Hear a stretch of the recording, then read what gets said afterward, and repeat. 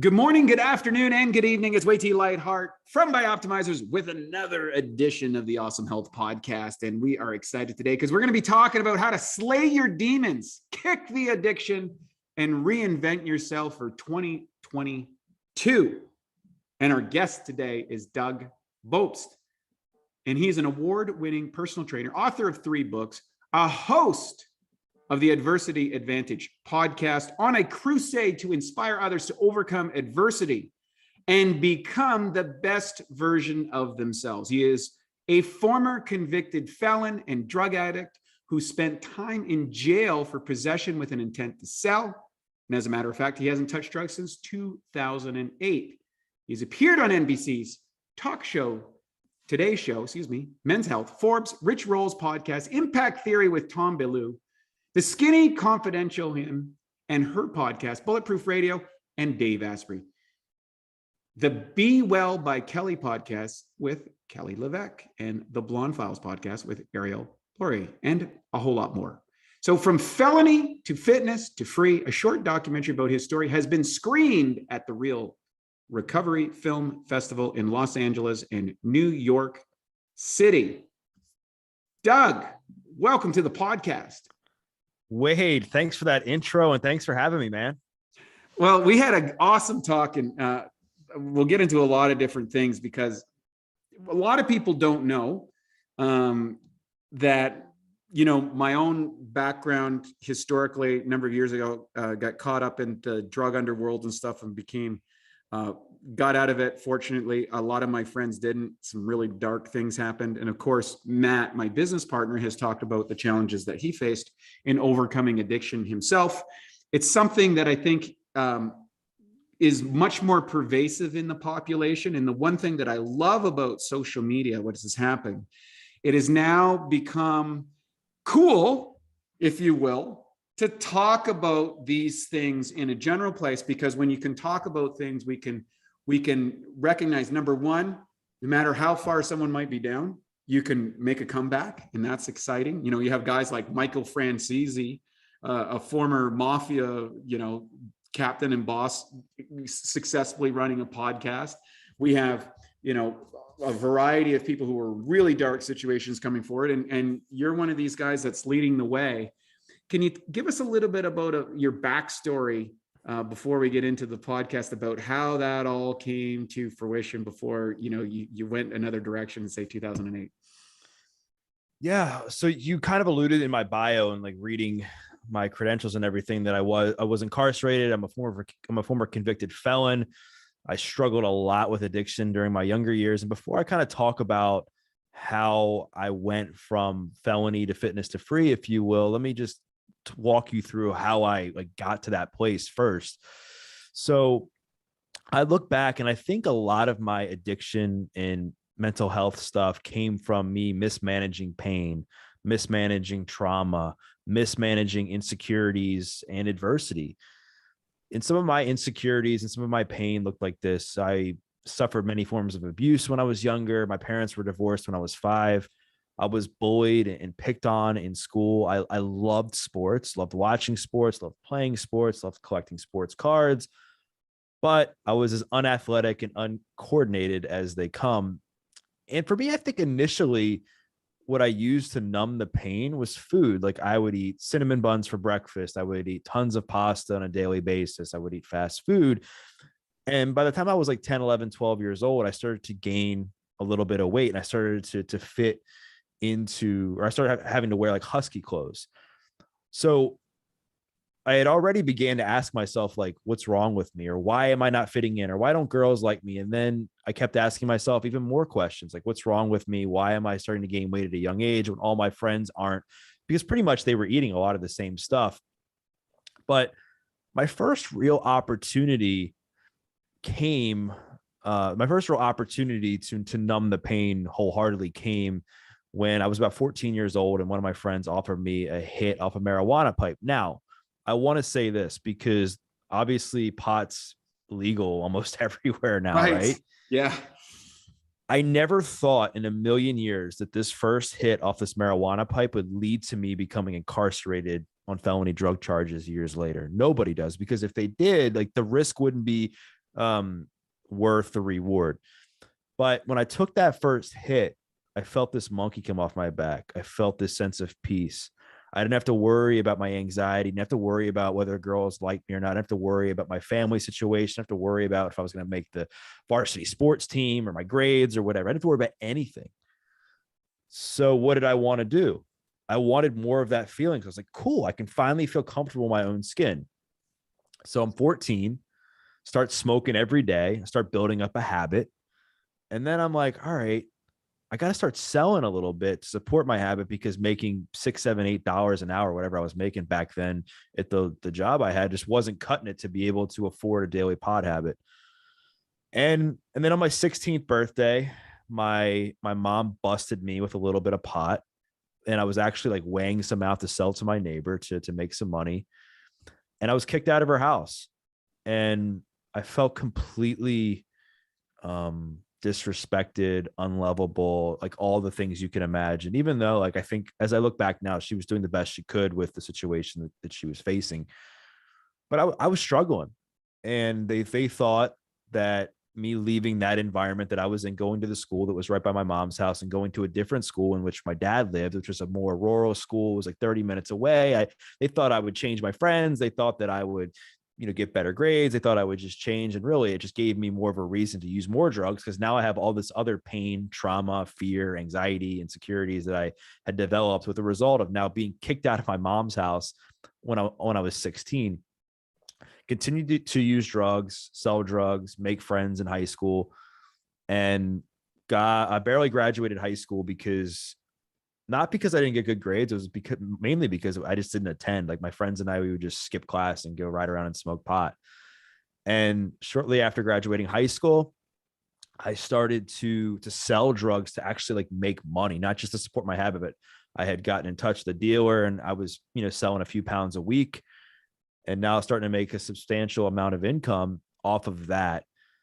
But the other problem that I ran into is that, because like the more you move up and I know you shared a little bit before we recorded about your story, the more you move up like in the drug game, like the more drugs you get introduced to.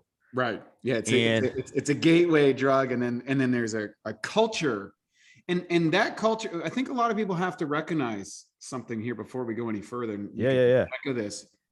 There is a status built within that culture that you start to gain. Number one, first it's money, then it's connections, girls, then it might be clothes, cars, and then you're invited to cool parties.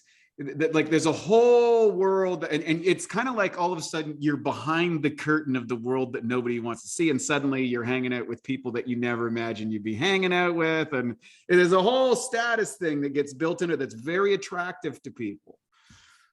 we all have this hole inside of us, inside of our hearts, Wade, that is needed to be filled with love, fulfillment, being wanted, being needed. Like, we all have that in some way, but it's like, how are we filling it? Right? Some people fill it in a healthy way with good relationships, with working on themselves fitness wise and pursuing their dreams, and working on setting and achieving goals, and being a contributor to society. And I go on and on with different examples, but there was other people like myself who, because I wasn't doing that, I found other ways to fill it. And it became like an addiction, like having people call me all the time to buy drugs from me. I was like, wow, like I'm actually feeling wanted. I'm feeling needed, like something I had never really felt before. Or people like me because I'm giving them drugs, or I'm able to get high with them. Like, I haven't felt this before.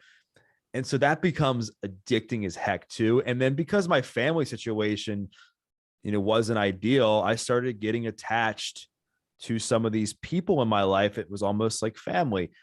And I started to look at other people that I had initially started just to smoke a little bit of pot with as people I couldn't spend time with, because now I'm like either better than them because I'm selling drugs now and I'm getting introduced to different people, or like I feel insecure being around them, because I know that, like, wow, like, how come they're only able to smoke a little bit of pot and still be somewhat successful and go on without their day, and I have to continue to take it to the next level after next level. And I forget I was in my it was like later teenage years, like 18, 19, something like that. and I got introduced to cocaine.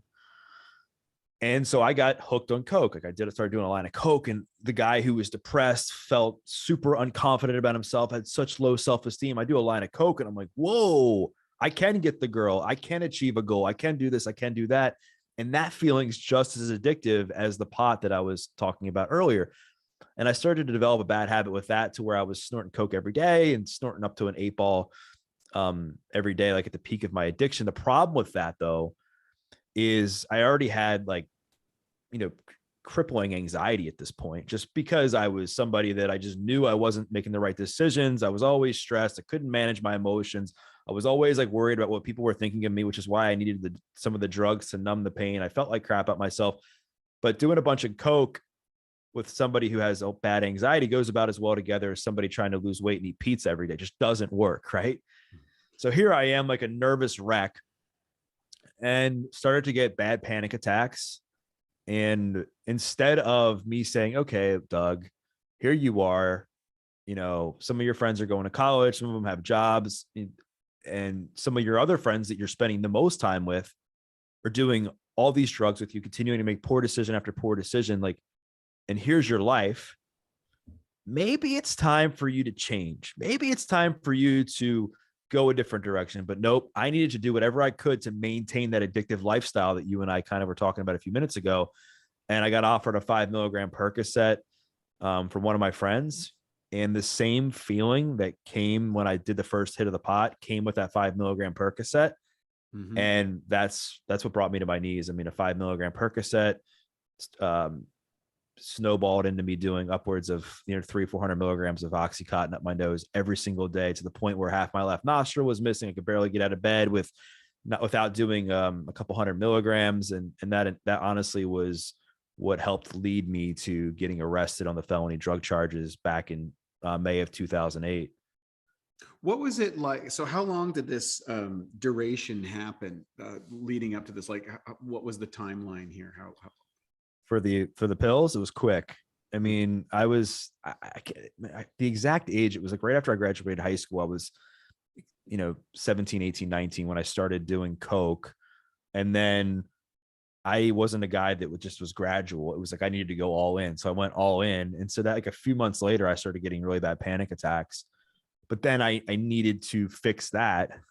And I got offered this 5 milligram Percocet, and that turned into me doing 10 milligrams, 20 milligrams, 40. It wasn't like I went from like 5 to 300. It was like I went from 5 a day, 10, 20, but it was quick. Like I didn't realize how addictive they were, because I was always under the impression like, well, I'm not putting a needle in my arm. I'm not doing heroin. So this is cool, right? This is kind of it's legal. And you can rationalize anything, right? Sure. You can continue to validate the BS story in your mind, however you can, to make yourself feel better. And that's what I was doing.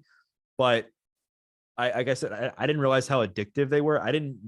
Obviously I knew I wasn't putting kale in my system, but I mean, it catches up to you fast, and you really don't know how bad it is until you hit the point like I did, where I didn't have a bowel movement for a month. Like, I know you guys sell products to help with gut health and everything like that. Like, I wasn't having a bowel movement for a month. Like, I was hunched over, and it was bad. I mean, I'm not going to go into the details to spare your audience, but how old were you when you got arrested? And what was I was 20.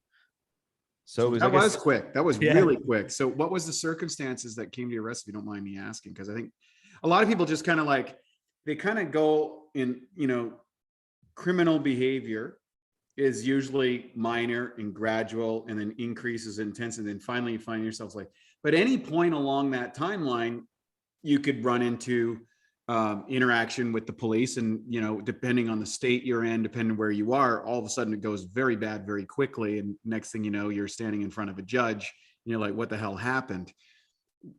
What was that? What happened for you, and what triggered it, and what were the negatives and the positives that came out of that? As far as my arrest, I mean, I think so when I got arrested, I thought my life was over. So I got arrested on Cinco de Mayo of 2008, and I was riding around. I'll just tell the story because I think it'll provide some context. So I was riding around with a few of my friends to go make a drug deal, and had half a pound of pot in my trunk, had a couple grand in cash in the glove box, and it was Cinco de Mayo, like one of the biggest drinking holidays of the year. And I had a headlight out that I'd been meaning to fix that I didn't, because when you're doing drugs and you're in the thick of addiction, all you care about is who you're getting high with, when you're getting high, where you're getting high, what you're doing, what kind of music. It's like a religion. It's insane, right? Mhm. And a cop's running radar because, again, it's the biggest drinking night of the year, one of them. So I flash my high beams thinking that'd be the best thing I could do. Flash my high beams at this cop.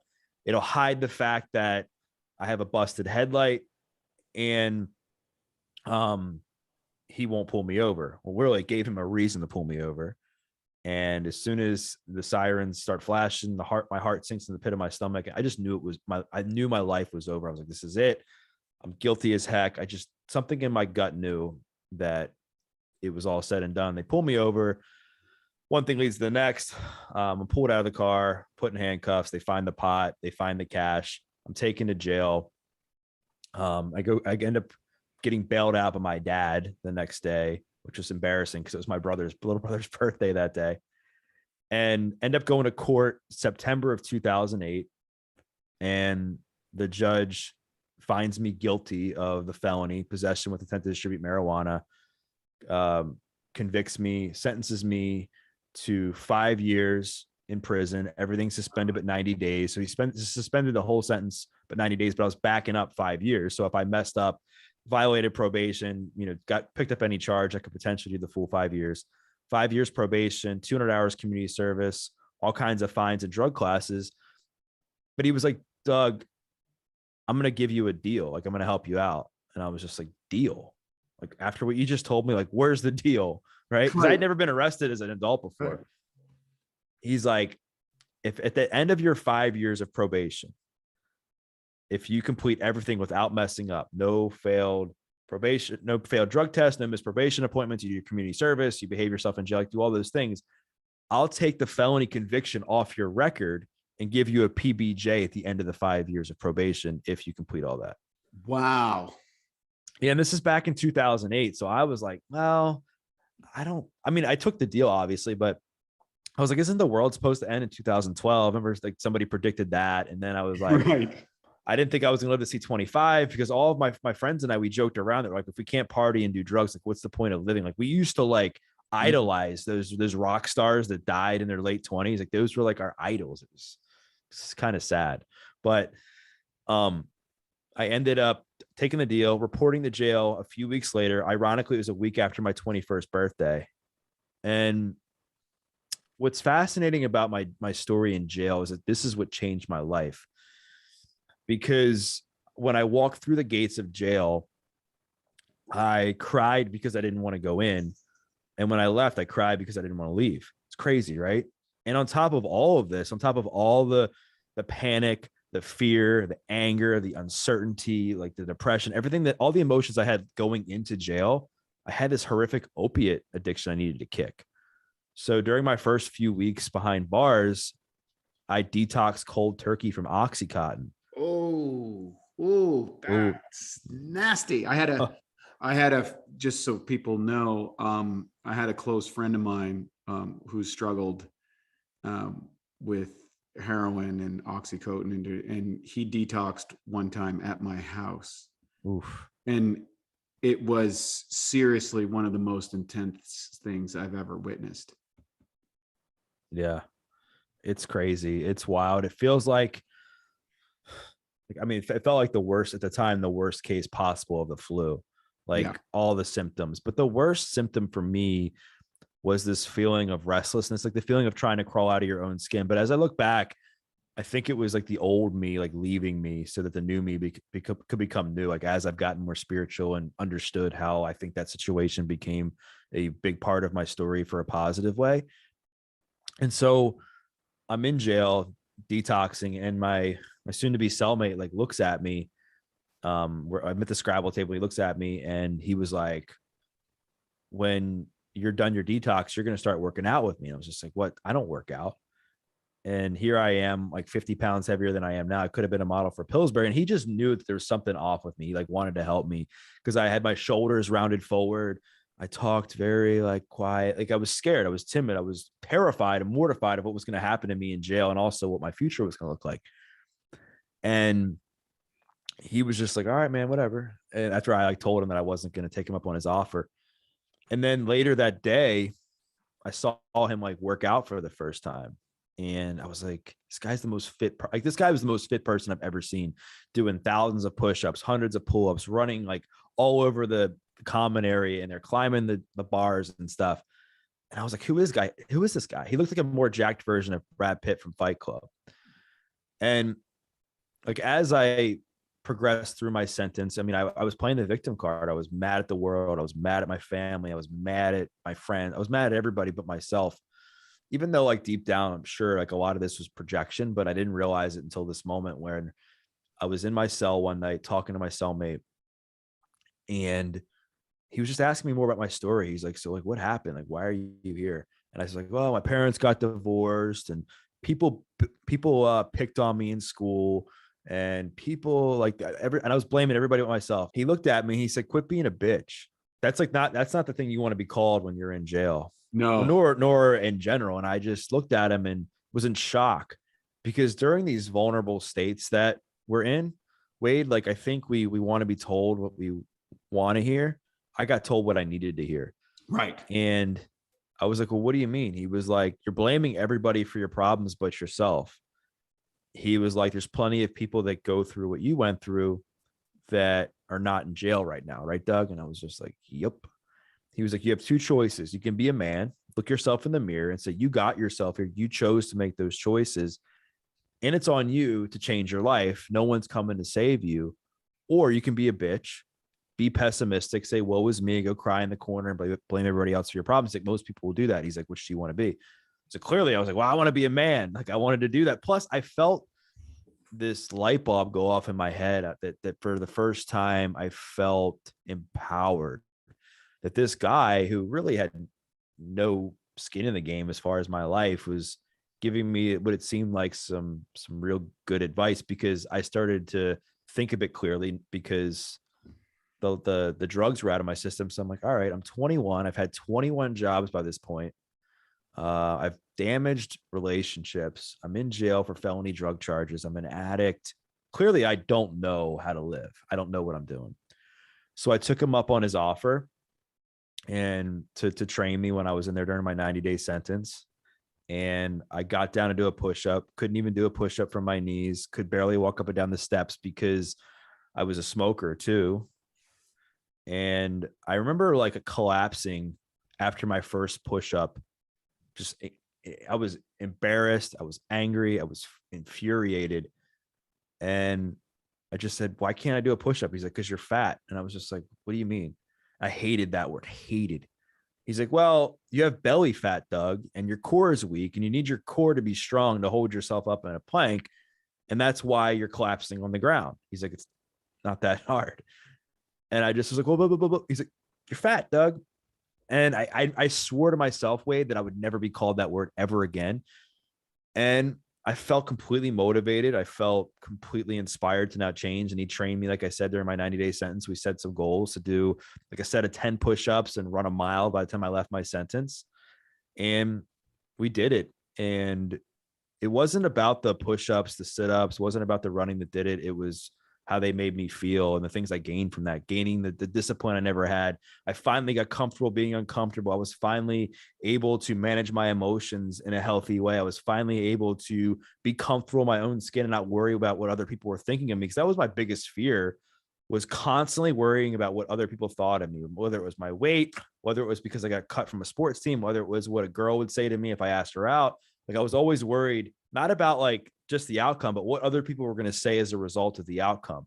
And I got really comfortable in those moments, Wade, of just being okay, purely naked, emotionally, mentally, and spiritually. And so the day I left jail, I cried because I didn't want to leave. Like I felt like my life was forever changed, and I was so motivated and inspired to continue on the path that my cellmate had given me. But I was obviously scared, because I was like, all right, up until this point, I failed miserably. And the only variable is my cellmate helping me in prison, in jail. So I was like, Mhm. how am I going to carry on with this? And he gave me a workout plan that I still have framed in my place today, so I don't forget where I came from. And I asked him, I said, how can I ever repay you for the help that you've given me?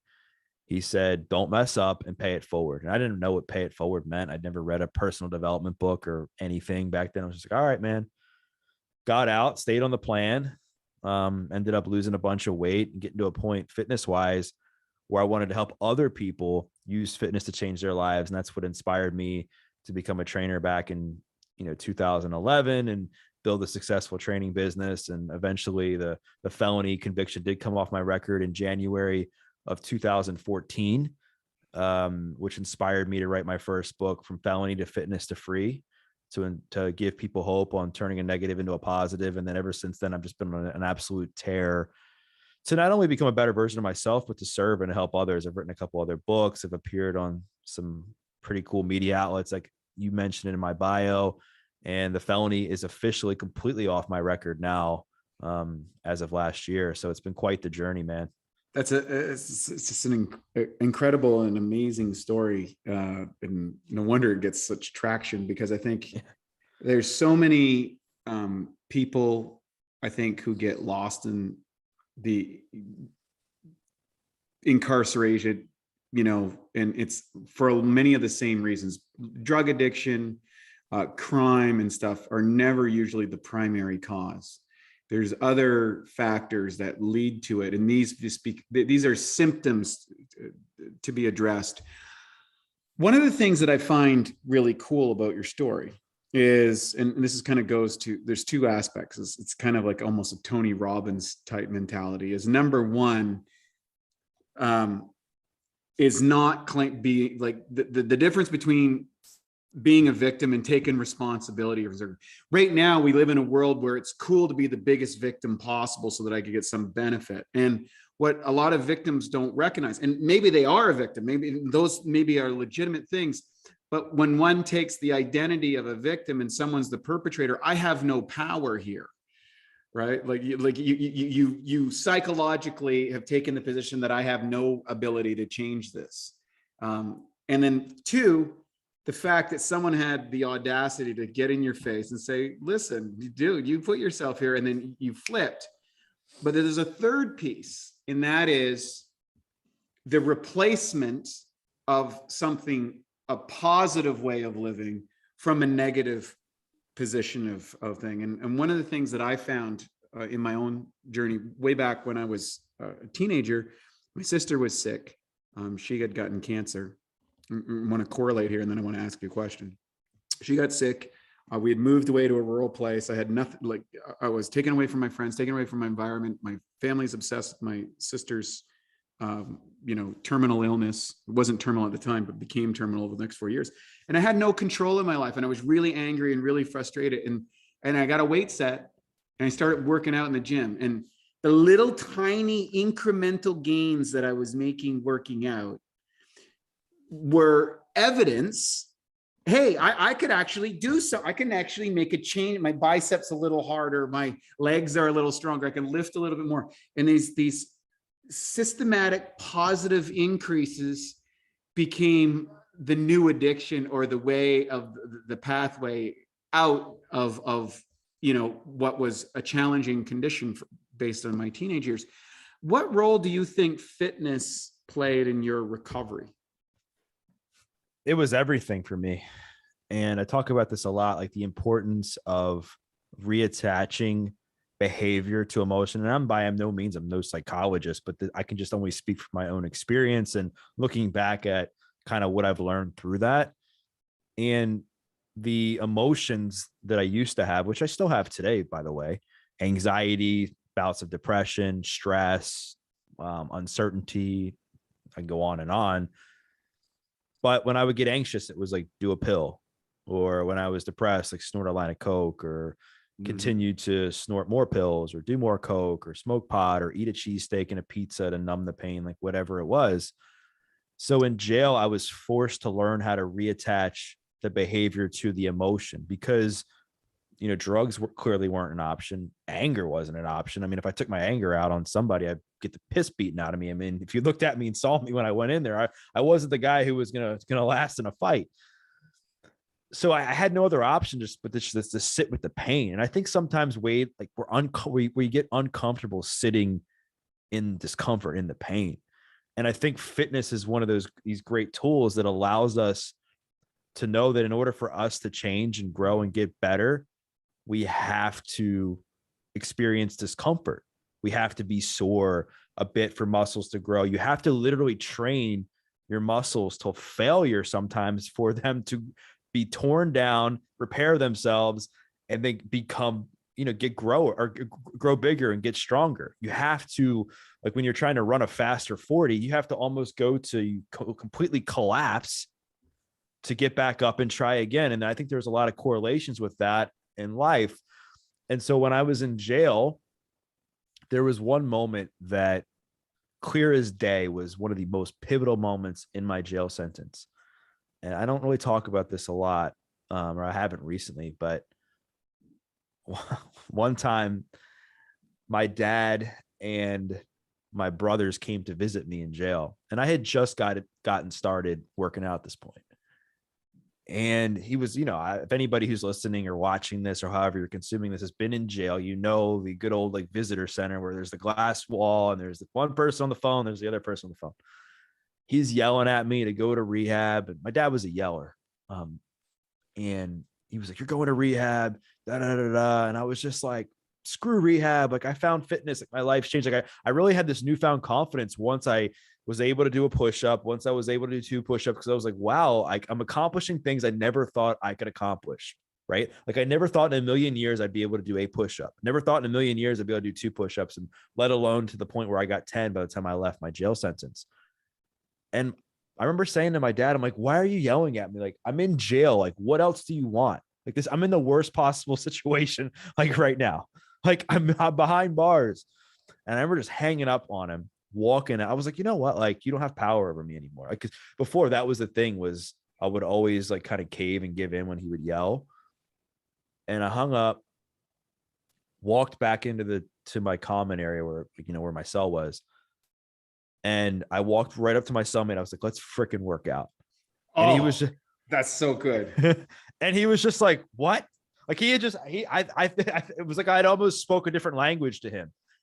And I learned to channel my pain, Wade. I learned to think, it's like the dark side of pain. I learned to think about the things that angered me and bothered me, because all that pent up emotion and anger was there. And it was either being completely numbed out by drugs. Previously, it was me lashing out at different people in my life because I was uncomfortable with it. But this time I knew that I could think about something that made me angry, and it could inspire me and motivate me to run, to get that last rep, to whatever it was. And it was like game over, like superpower unleashed. And that served me well when I was there, because I was there for, and I'm not a scientist when it comes to habit formation, but I think it was long enough for me to where I started to like rewire my brain in a way where I became anxious. I go for a run. I became upset or angry. I would work out, so that when I got out and I started to experience bouts of stress, uncertainty, panic, which I still did because now I'm out and I'm like, "Oh shoot, like my cellmate's not here to hold me accountable. I'm still got to go pee in a cup this week. I have to go to this drug class. Like everybody, I'm labeled now as a felon and an addict, like all these things. How do I deal with it?" And fitness became the biggest tool there. And then once I started to build self-confidence in that, it became a stepping stone to rebuild other areas of my life. Started to take my nutrition more seriously. Instead of reading like the pot magazines and stuff I was reading back in the day, I was now looking at like Men's Health and Muscle and Fitness and Men's Fitness and different magazines to learn how to eat better and even take my workouts to the next level in the gym. And honestly, like I for the first time felt confident walking into a fitness center, which I never felt. I was always so scared to walk into a gym because, I was worried what other people were thinking of me, even though, like, as we all know, like nobody's thinking about what you're doing unless you're somebody who's, talking on your phone the whole time and like doing something that's against like the gym etiquette. No one's worried about what you're doing. Everyone's kind of there to support each other. And then I started to become more obsessed with health. And so the friends I was spending time with, I started to evaluate that and say, like, do I want to spend time with people who have common past or common futures? Like, I just didn't align with them anymore. It got to the point, Wade, and you'll know that when this is how I knew when I needed to leave my friends. Not that my friends were bad people by any means. It's just that I knew that if I was going to continue to spend time with them, somehow as a byproduct of my environment, I would eventually end up making decisions that were in line with my past behaviors, which I didn't want to do.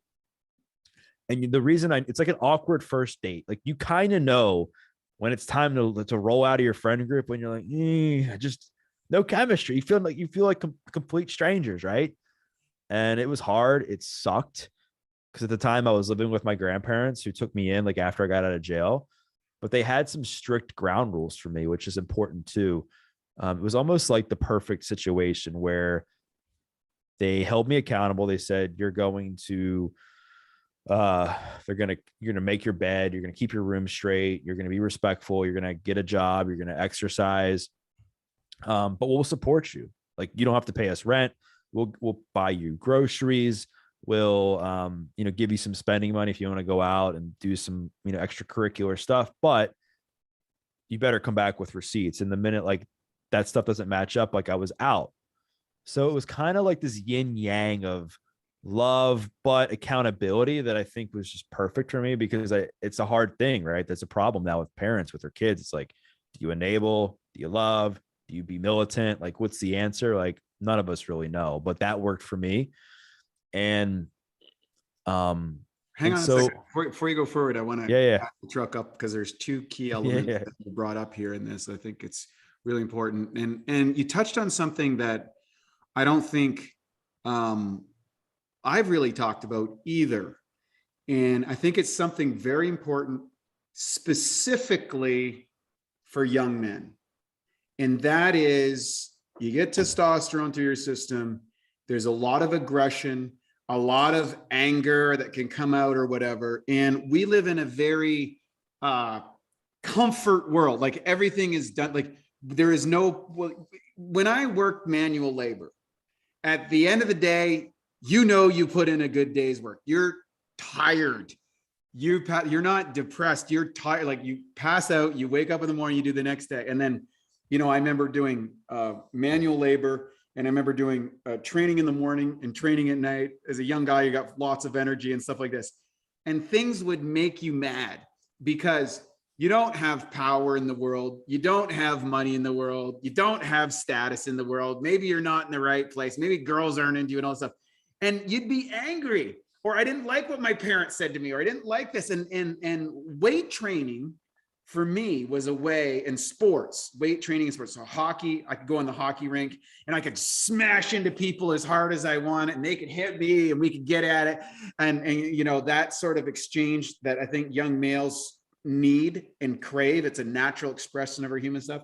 And then also the other stuff is just generating, like getting in there and squatting till I passed out, training in the weights and throwing things around, and just there's a release of that pent up aggression that I feel makes you less likely to turn that in negative ways.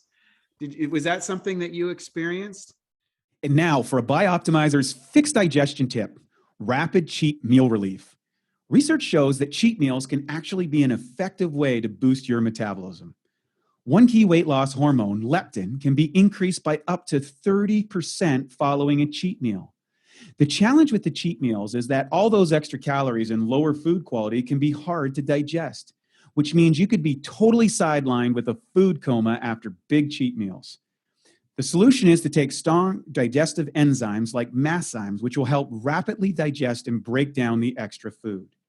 3 to 5 capsules before or right after your cheat meal can make a huge difference in how you feel following the cheat meal.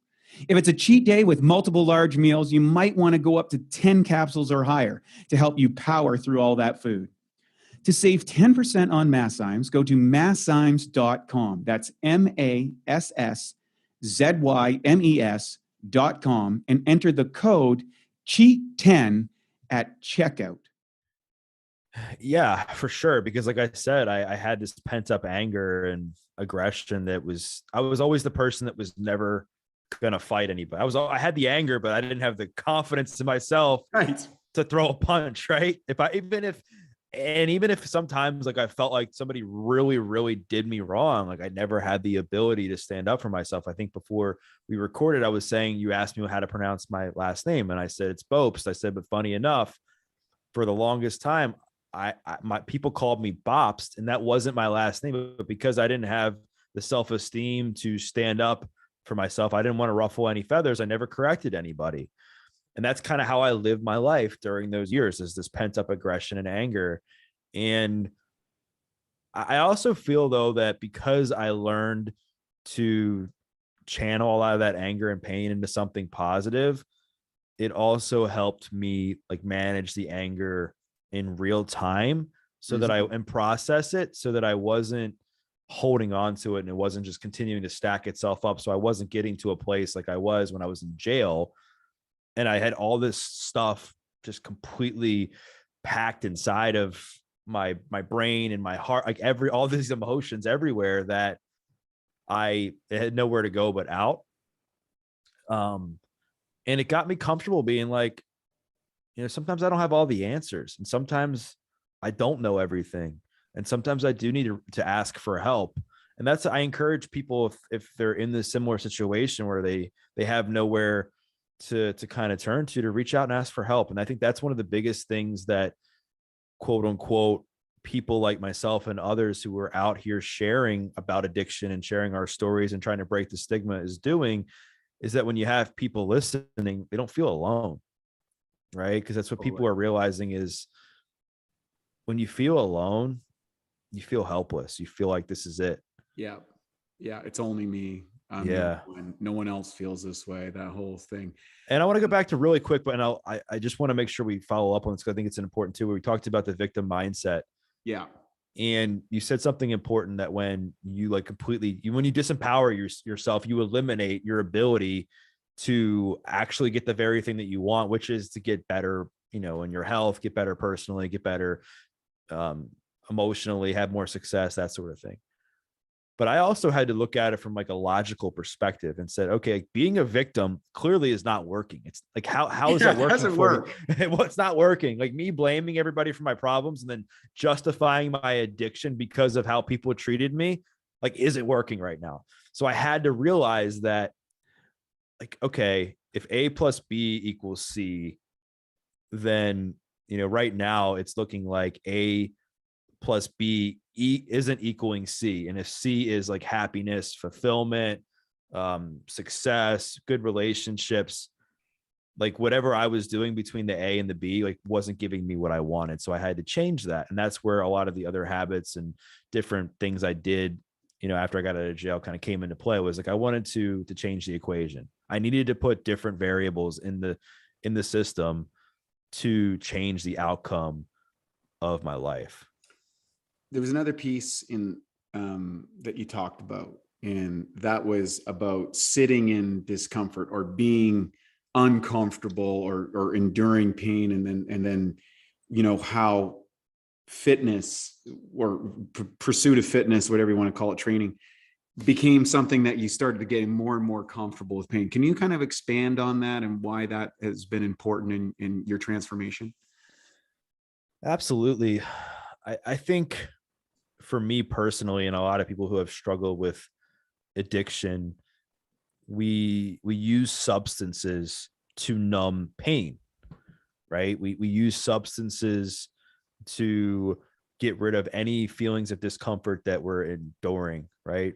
Whether it's you're feeling stressed out from work and you want to drink a bottle of wine that night to forget about that day, or whether you get into a fight with your spouse and you want to go and take a bunch of drugs to kind of numb that and have to think about that. I can go on and on with these different examples. But I was that guy who was completely uncomfortable with feeling any kind of discomfort. So fitness gave me a positive outlet to take that discomfort that I was feeling and change my state, get out of my own head, Yeah. and turn it into something positive. Now that means for me, like I would, whether it was when I was in jail, go for a walk and I could process my thoughts. Like, it's not like, I'm not saying that just use fitness as a tool to not process anything. It's like, no, use fitness to change your state and kind of reduce the half-life of whatever it is you're going through and create that bridge between where you are now and where you can be if you're a little bit more calmed down, like emotionally, so that you can process things more realistically. And then when it comes to the gym and discomfort, like there's no better place than getting used to being uncomfortable than in the gym, right? Your heart rate's going up, you're sweating, you're feeling like the very same symptoms, like sometimes anxiety gives you, right? But you're knowing that you're doing it to yourself and you're doing it to become a better version of yourself. And you're using it as a way to grow and get better and show yourself that you care about your health. And in life, man, like sometimes when you're experiencing discomfort, you got to give it everything you've got. You got to give it whatever it takes, man. And I don't know. And if that's anything that we've learned as people, especially over the last couple of years, is you never know, like you just never know like what's going to happen. And you're never going to be totally certain with what happens in life. And it's going to always throw you curveballs. And with fitness, especially like when you're resistance training, you're forced to push yourself until you have nothing left sometimes, right? Yeah, exactly. And I think that just becomes like a muscle. So when you're in the gym, you're working your perseverance muscle, you're working your belief muscle, because if you think about it, I don't know about you, but if I've ever been under like a bench or if I've been doing an exercise and I think I can't do something, I immediately will stop. Mm-hmm. If I get that mind of like, just no, you got nothing left, like I'll stop. But if I'm like, yeah, I can do one more rep, I do the rep most of the time. Right. It's just a mental switch oftentimes. Yeah. I used to play little mental games with myself in order to kind of push through that pain period. I remember listening to Arnold Schwarzenegger on Pumping Iron that says, hey, look, when you get to that 12th and 13th and 14th step and your muscles are burning and you feel like you're going to pass out and stuff, you got to go through this pain period. And maybe I pass out of here if you don't go, you go through this pain period. Yeah. Remember that book? You get to be a champion. He goes, you don't go for this pain period, you might as well forget about it. And, he talks interesting enough. And I think if you look at him, whether people like Arnold or not, it's hard to deny that he might be one of the greatest goal achievers in the modern era, where he became successful in 4 diverse areas. He was a world champion athlete. He became a multimillionaire in the 60s in real estate development. He became the highest paid actor in the world. And he became the governor of the 4th largest economy in the world of California. So those are, any one of those things is a major accomplishment. The fact that he was able to do this. And one of the things that he cites is what he learned in the gym about how to go through uncertainty, discomfort, and to remain focused in a process of a repetitive process in order to get to where he wanted to go, which leads me to my next question, which is, you became, obviously you developed your own fitness, your own story. You were able to overcome all the negative associations of being an addict, becoming a felon, not having confidence. You move into this place, you start a business and you start coaching people and everything.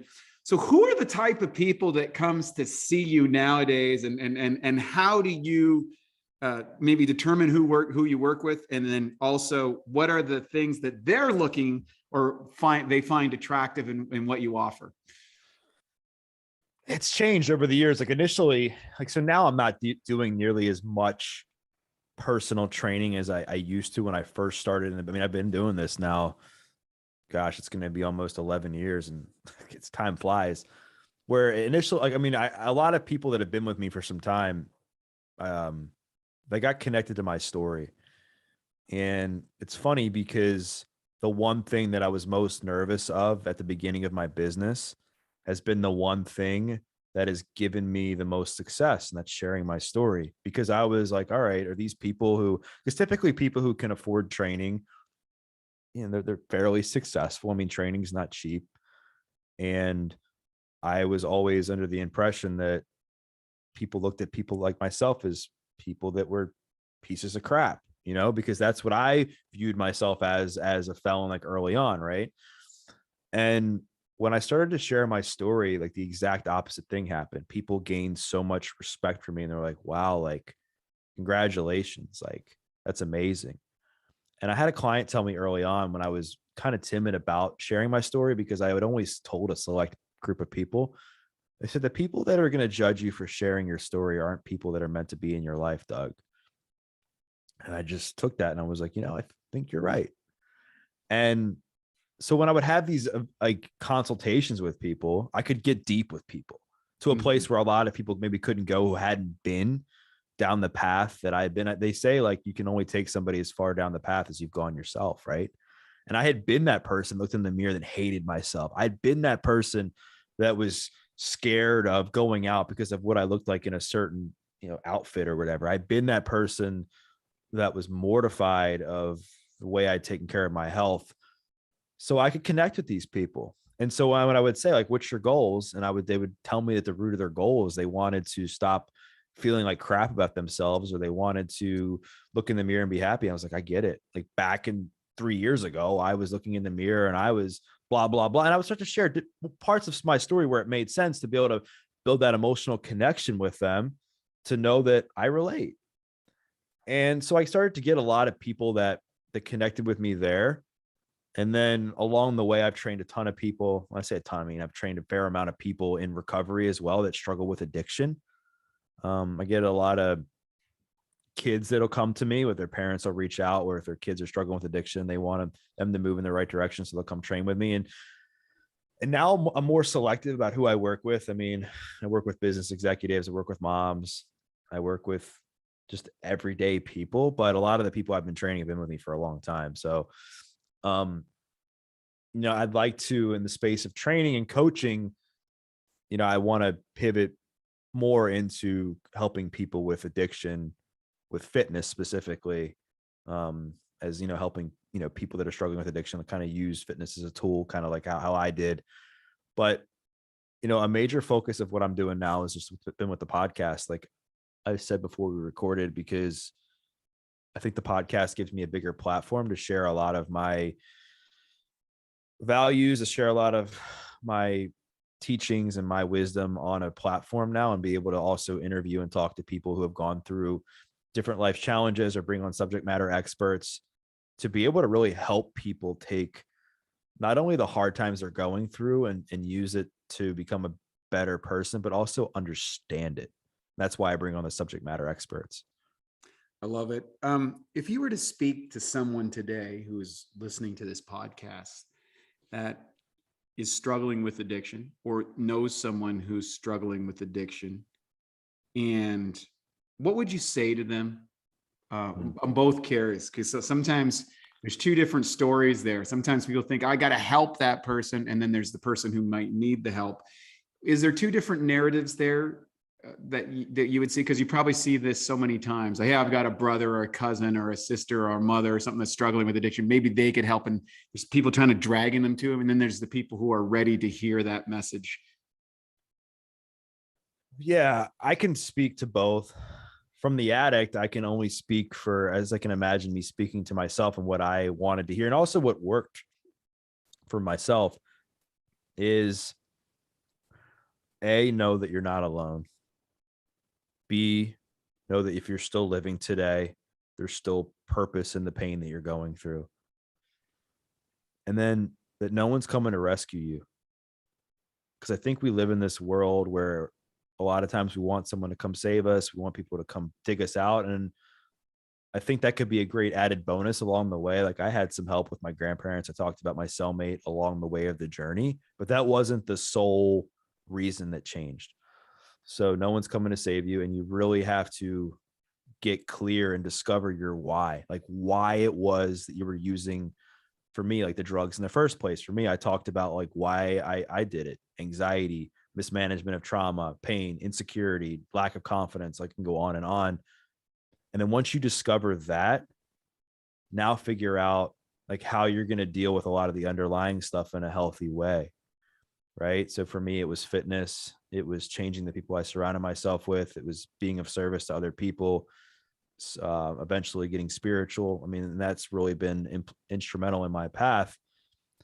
But for that one person, the best advice that I ever gave myself was to focus on how far I've come and how far I had to go. And then I knew that I had two choices.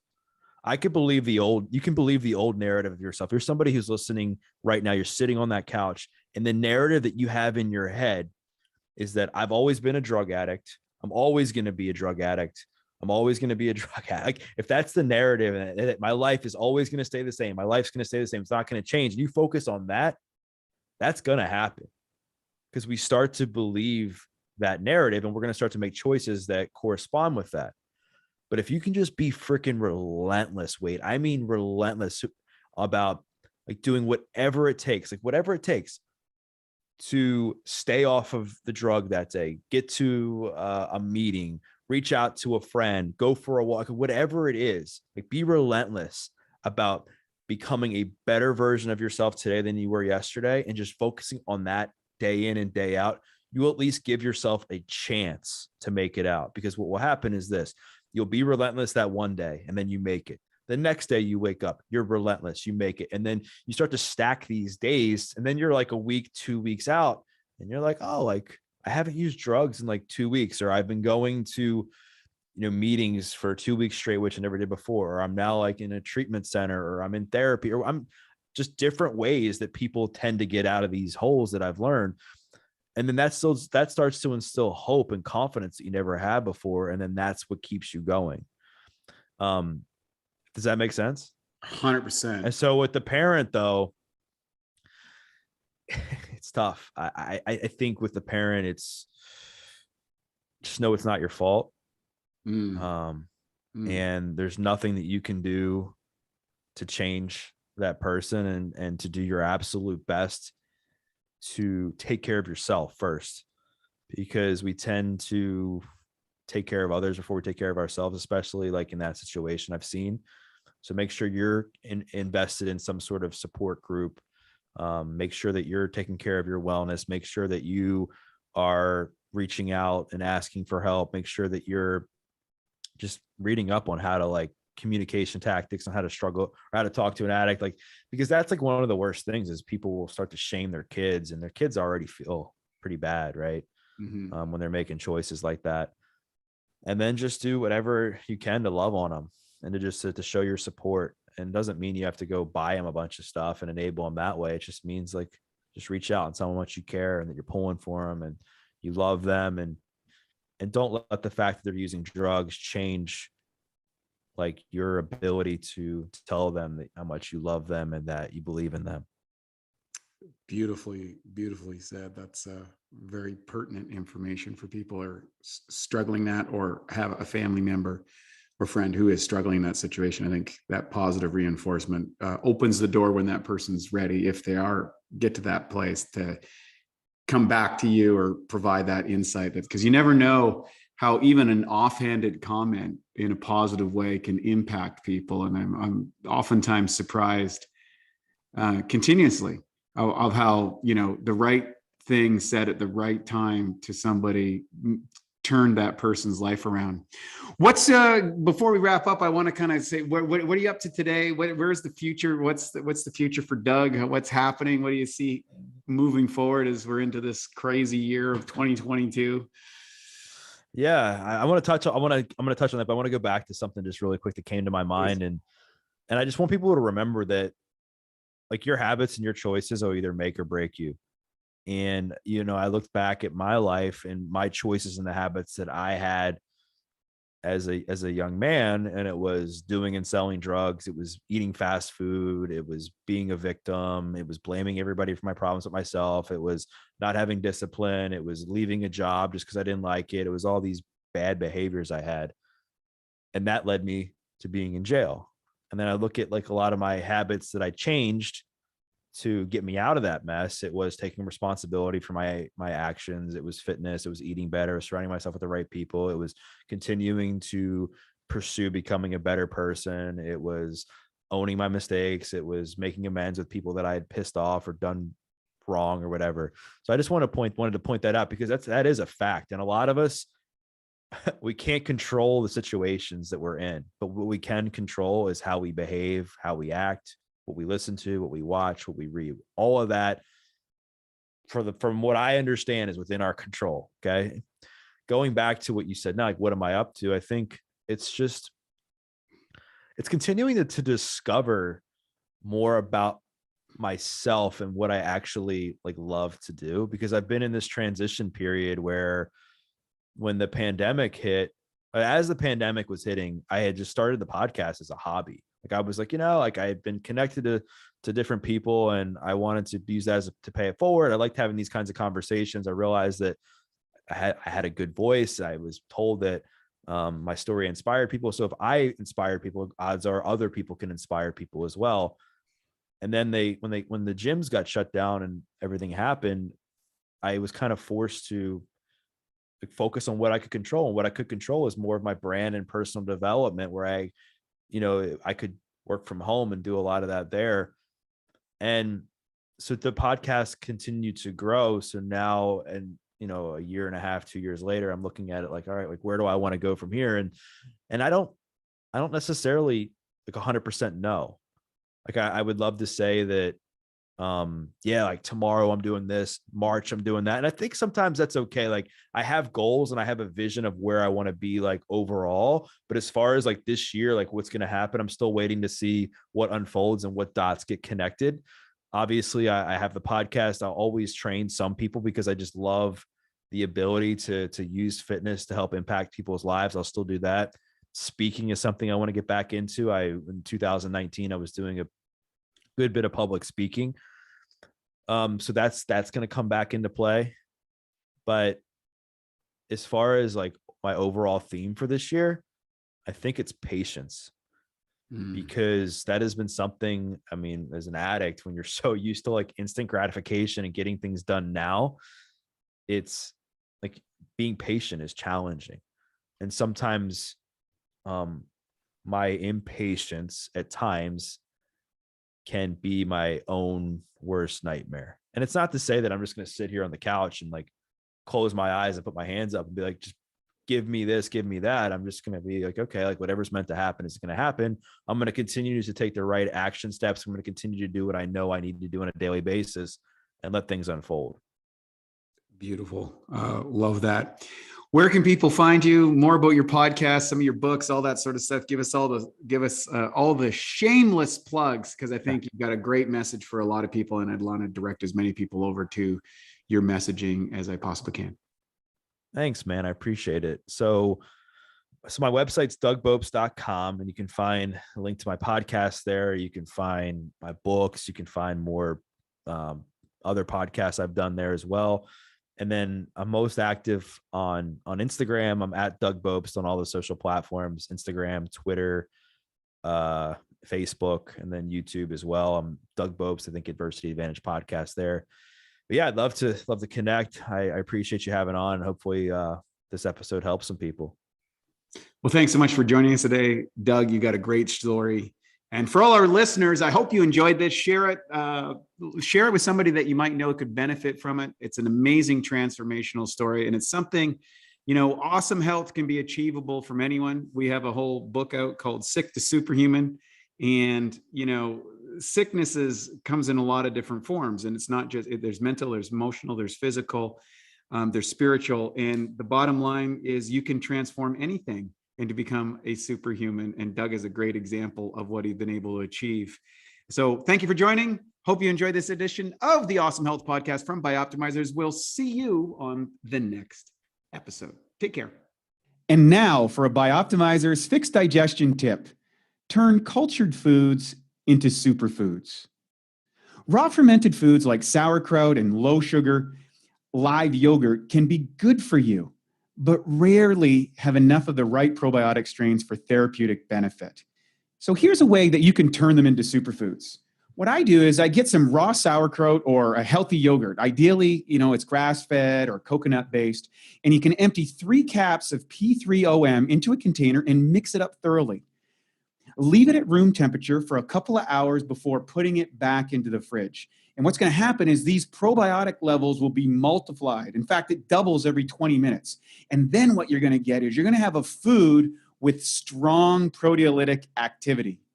To learn more about P3OM and why its patented strains make it the strongest probiotic available, go to www.bioptimizers.com. Thank you for listening to the Bioptimizers Awesome Health Podcast. You can find more information at bioptimizers.com.